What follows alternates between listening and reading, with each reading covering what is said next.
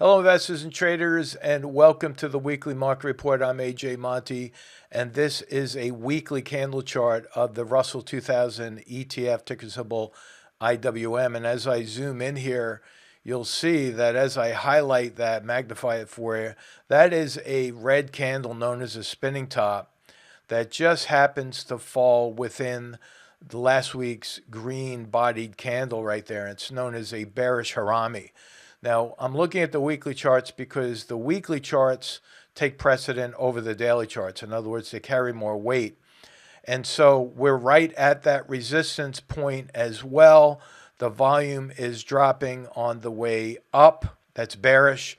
The oscillators are beginning to hinge right here in the stochastics. And while the CCI is still going up, I believe that that will start heading lower next week. As I zoom into the daily chart, you're going to see something very interesting is that last week I had that target set to the downside of 180.57, and yesterday's low came to 180.51. So we hit that target, surpassed it by about 6 cents. And now, again, as I zoom in here, you'll see that there was a gap down yesterday that filled, and that happens 80% of the time. When the gap fills, and then we have another 80% of the time after the gap fills, prices generally drop from there when the upside gaps are filled. Now we have a gap below the market that I do believe is going to fill over the next couple of weeks. So what does that mean for next week and possibly the week after that? Well, I think we're going to continue lower, and I'm going to just extend that target price down below to fill that gap at 178.55. So I think that will happen maybe next week, or we have a shortened trading week, so it could happen the week after next.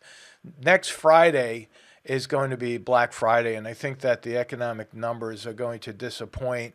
That could drive the markets lower into the online numbers, which is Cyber Tuesday.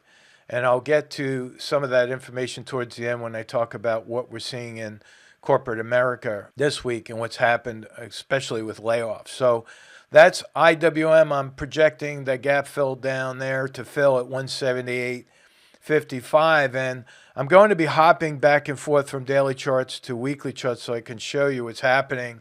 Here's the cues. We said last week that we would go up Monday and Tuesday. Right there, that's exactly what's happened. Then Wednesday, we started to pull back. Thursday, we started moving closer and closer to that target price.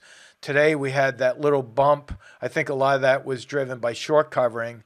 And we have this open gap below the market. Again, looking at that weekly chart, you can see that once again, we have a bearish harami with very close to what's known as a shooting star. And that shooting star brings us right to that 100-day moving average, also known as the 20-week moving average. And so that's going to act as resistance, and I think we're going to continue to drop from there. So that is what we're looking at. Now, the target is going to remain in place right there at that moving average, keeping that at 275.90. And then we'll have to see on Wednesday whether or not we can extend that. Why Wednesday? Well, for those of you that tuned in to the midweek market report, we had a very nice crowd. We had good participation. We had a little technical issue with the email reminder for everyone, but everyone was able to at least watch the recording. I'll be mentioning that again. The link to next Wednesday's live broadcast is going to be listed in the description box below. And so we do the live version. I record it. We post it to the front page of the Market Rebellion website. And that's a new edition. We did that for the first time last Wednesday. We're looking forward to doing that each and every week. All right. So ultimately, I think we're going to come down and fill that gap. But like I said, to reiterate, the downside target at 275.90. Look at the stochastics down here is heading lower. We have a slight hinge, but down below the sell signal right here on the CCI. And so the cues are still looking lower for next week. Now, if we look at the VIX, I'm going to look at this as well on the weekly and daily. These were my forecast lines for the VIX. Now, if you did tune in on Wednesday, I said we could possibly go down a little bit because of that bearish harami here. On Wednesday, I was talking about that at It's exactly what happened. It pulled back to my zip line. I think we're going to start moving back up, and here's why. Look at the weekly chart on the VIX right there. We have 8 red weekly candles in a row. This candle is most important because that is an inverted hammer. That is very bullish. You can see that the inverted hammer showed up right there as well when we were starting to move down in August, and then we bounced, which was, again, inversely related to the SPY. So I do believe that we're going to see that really nice bounce that I'm expecting in the VIX. And of course, for the most part, it's inversely related to the S&P, which I'm going to get to next. And you can see that we have a slight upward trend in the VIX here. If I just connect those lows and project out, that is bearish for the market because, remember, bullish indications for the VIX is bearish for the market. And this is not the first time we've seen long stretches of red right there. Look what happened. Again, we had red candles all the way down. Then we had the inverted hammer, slightly lower after that. And then, boom, it popped all the way up just below $36. And so I think we could see the same exact thing happen with the VIX. And so that upside target is still set and in place and not moving at 29.51. So let's take a look at the spiders. Again, we're going to see the exact opposite. This is the weekly chart, bearish Harami. We did hit my upside target on the S&P, which was 402.71. And then I said we'd move lower. I'm keeping that downside target at 387.45, not moving that because look at the price, look at the bearish Harami, look at, it's very close to a doji, which has found the pivot points, and look at the drop in volume. Week after week, we're seeing a drop in volume and a slight hinge right there on that stochastic. So remember, price and volume trump the oscillators, and I'm putting more emphasis on that price. Again, downside target for that is still 387.45. Now, finally, let's take a look at the diamonds, and then I'm going to move to geopolitical news. We have a gap fill last Thursday right there, and then the market just put on the brakes as we are now stalling at that gap fill point. That whole area up there is acting as resistance. We now have a gap below the market. We have a wide divergence from the moving average still.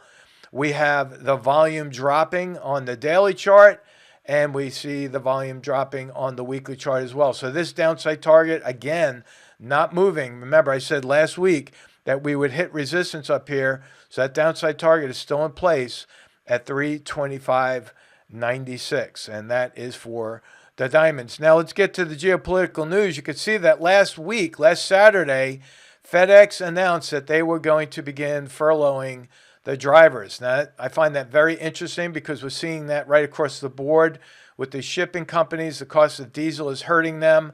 We have a slowing economy that's hurting them. And you normally don't see that, folks. Before the holiday season, you generally see them hiring temps. And so this is a leading indicator in my book that the economy is worsening. On top of that, look what happened with Amazon. Same story. You know, we're coming into, like I said, Cyber Tuesday next week, and Amazon is laying off 10,000 employees. That's very interesting, don't you think? And this came out this week as well. So the problem is compounding. We can see that companies right across the board in 2022, Twitter, 50%, Amgen, a lot of people weren't talking about that, 20% of the workforce, Snapchat laying off, Intel, Coinbase. It doesn't look like much for Ford down here. Oh, you might say, oh, just 1%. Ford's a pretty big company. And I don't even have Disney listed on here. I find that, again, very, very interesting because this is peak season for Disney and the theme parks. As we come into the holiday break, families pack up their suitcases. They head to Florida, they head to California. They go visit, take the family. That's not happening. Disney is laying off. And I see that, again, as another leading indicator. Here's another one, folks. This just came out yesterday. Railroad unions have voted not to ratify a tentative deal, and that's making this December strike even more likely. That's going to put a hurting on the supply chain. Companies are relying on the rail. Mississippi River is still running dry. They go to rail. They can't find help there, so they go to the truckers. There's a shortage in trucking. Diesel's going up. Well, like I said 2 weeks ago, connect the dots. You'll see what's going on. And again, last week I mentioned Maureen as one of the realtors who watches our program here, And I thought, well, look at this. This is from forexfactory.com. One of our clients, G-Man, pointed this out, and I pulled up the chart, and you could see this home sales are dropping like a rock, month after month after month. And on top of that, I had another client request this. Now, I'm going to do a shout out to Dan this week in California. Dan is also a high-end realtor. He's selling the $1 million homes out there, and he wanted to borrow this. So I emailed him this chart because this is a bubble that's just beginning in housing. Remember, this is inflation-adjusted home prices. Look what happened. We started to pivot in 2006 into 2007, and what happened right after that? We had a real estate bubble burst and throw us into the bear market of 2008, which was the time when the Dow dropped 50% in that 1 year. Pretty incredible. We're just now forming this pivot point already in a bear market, and this is accelerating to the downside. So if you are a realtor and you're trying to motivate some of your sellers to lower their prices, you might want to show them this report to motivate them a little bit more, because if they keep creeping down and just lowering them by small amounts along the way, they're just going to chase the buyers all the way down the road, and that's not going to be good. So if I was in a sell mode right now, I'd be hitting bids and moving that property before this bubble breaks. You know, inflation is taking its toll across the globe, really, not just in the U.S. And I thought this would be an appropriate slide to throw up there. It might seem like a joke, but it's really not, because more and more people are seeing their dollars shrink, not just from inflation, but from shrinkflation. And that's where we get the term stagflation, because when you couple up inflation with a recession, that's the worst kind of recession. That generally leads to prolonged recessions and in some instances depressions. I'm not going to go down that road right now, but it's something to consider, because if we keep seeing these interest rates go higher and higher and not getting ahead of the inflation curve, that's going to continue to take a bite out of everyone's pocketbook. Now, months ago, I told everyone to keep an eye on China. Watch China. Well, this is also something that came out recently through the Atlantic. And while I don't think we're going to see the same thing play out like we did in Russia and Ukraine, because I don't think China is going to start a missile strike or an airstrike against an asset and destroy the cities like Taipei and other very highly productive cities.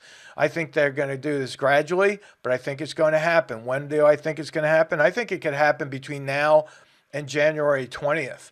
When we see the transition taking place in Washington, I think China is going to go in when the U.S. government is at its weakest point. That's usually when they're making that transition. So that is what we are looking at right now. And with that, I'd like to thank each and every one of you for liking this video, putting your comments down there. You're keeping me pretty busy. There's over 200 questions that came in. Keeping up with that pace is getting more difficult by the week. And also for subscribing and sharing. That is most important, because without you, we wouldn't be able to grow this channel. Remember, next week, I will be doing the live broadcast right after the market close at 4 o'clock Eastern Time.